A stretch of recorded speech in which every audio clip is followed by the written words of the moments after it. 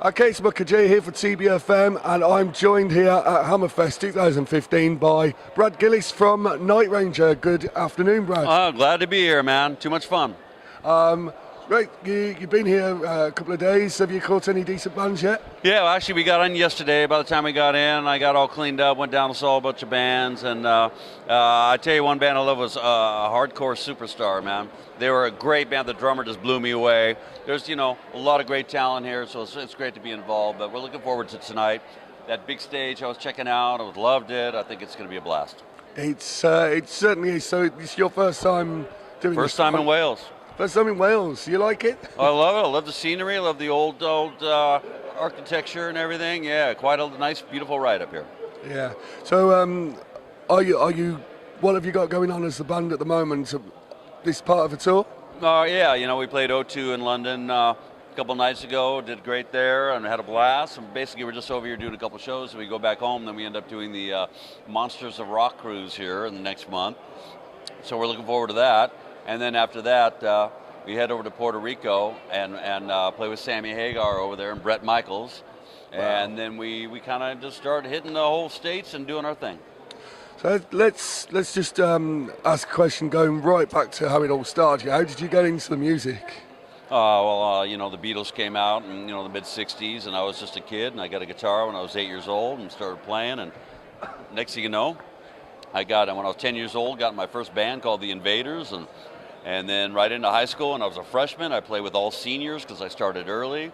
And then right out of high school, I played in a club band 5 nights a week, which is great for me, learning my different chops and stuff, and learning how to play different types of music, kind of a funky stuff, everything from rock to, funk, and because that was a big, the disco era back then, and, to get paid, you had to play everything, so I got into that, and then after that, I got into a band with Jack Blades, our bass player, called Rubicon, and ended up playing the Cal Jam 2 in Ontario Motor Speedway with March 18th, 1978, biggest day of my career, 250,000 people, I'm 20 years old, playing with Santana and Aerosmith and Hart and, Ted Nugent, and, that just my career went from there, and then we ended up starting Nightranger, and we sold 17 million records, and then when Randy Rhoads passed, tragically in that plane crash, I played with Ozzy for 9 months and recorded the Speak of the Devil record.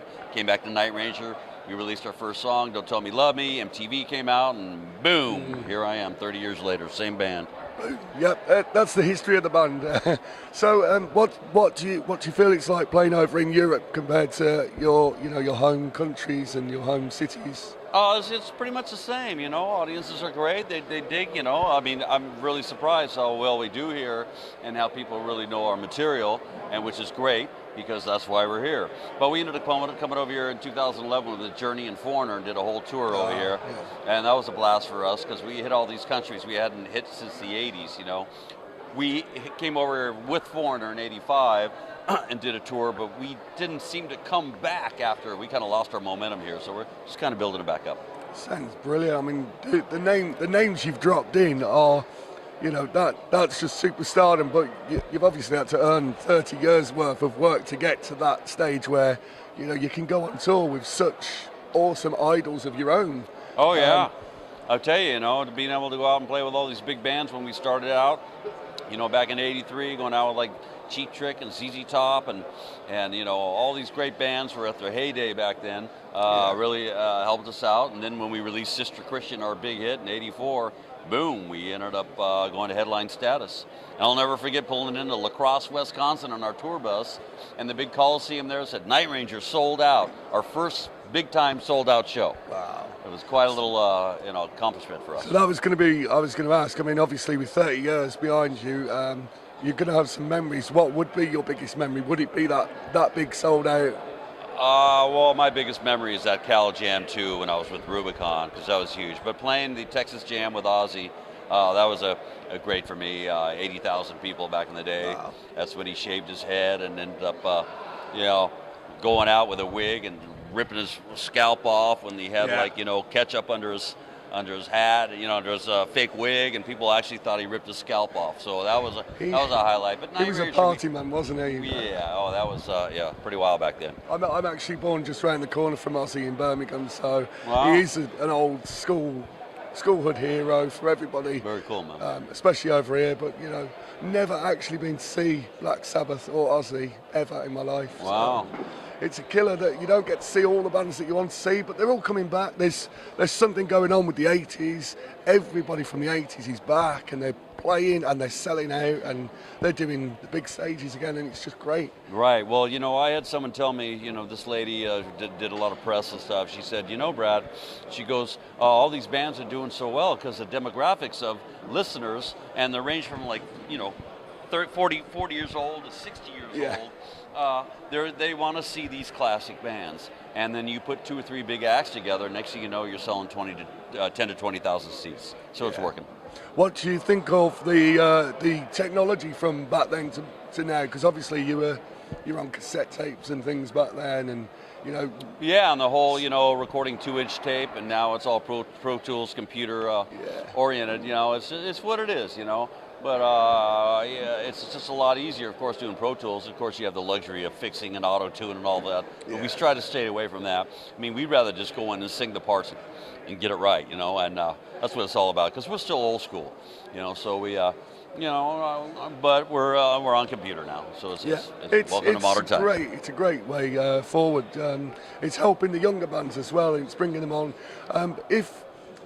Is there any bands that you could tell us about? We're very interested in the new school of bands, all the younger bands coming in. We want to support them and get them to where all the bigger bands are. Is there any that you've seen either on tour supporting you, or some back home that you could name drop to us to look out for? I can't really think any offhand. I mean, there's bands that I got turned on to when they came out, like Seether. I love Seether, man. Great band, man. And sonically, the recordings are so huge that I would actually take their CD and track and put it on my computer to something I'm recording to A/B back and forth what they're doing and what I'm doing to help me with my mixes getting larger than life. You know, bands like Linkin Park and stuff, I just love the production. It's huge. But as far as brand new young bands, I can't really tell you much going on around in the States, because basically it's a tough time for hard rock bands or rock and roll bands in the States because of the way the radio is. Radio's all playing hip hop and girl pop and all, you know, and all that kind of stuff. And the thing is, new young bands really don't get a chance, you know, but they build up a following through social media and stuff. They're able to, you know, sell out their little rooms. But even bands like us releasing a new song, we can't even get radio airplay, only because it's classic rock, and that's what they play, classic rock. You know, they play all of our old hits, but it's really hard to get airplay. So you got to go through your fan base and a lot of touring. But fortunately, it's easier now to get the fan base through Facebook and Twitter and all those places. So our bread and butter is touring. You know, so that's why we keep on touring. And when we tour, we sell records and you know, merch and stuff, and so that sustains us. You know, doing 90 to 100 shows a year. Wow, and you're still going. So it's nice to chat to you, Brad, and I'm looking forward to later on tonight. All right, yeah, I'm having a blast. Looking forward to tonight. Thanks, man. Thank you very much. All right. Very good. Do you want to do the same?